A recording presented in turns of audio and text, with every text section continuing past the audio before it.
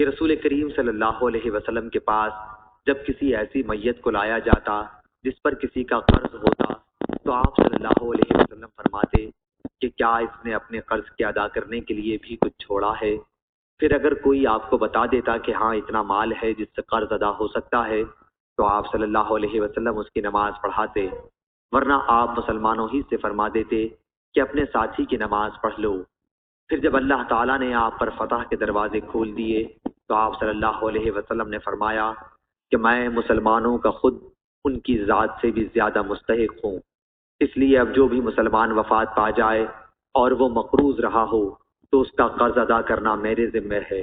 اور جو مسلمان مال چھوڑ جائے وہ اس کے وارثوں کا حق ہے۔ صحیح بخاری حدیث نمبر 2298۔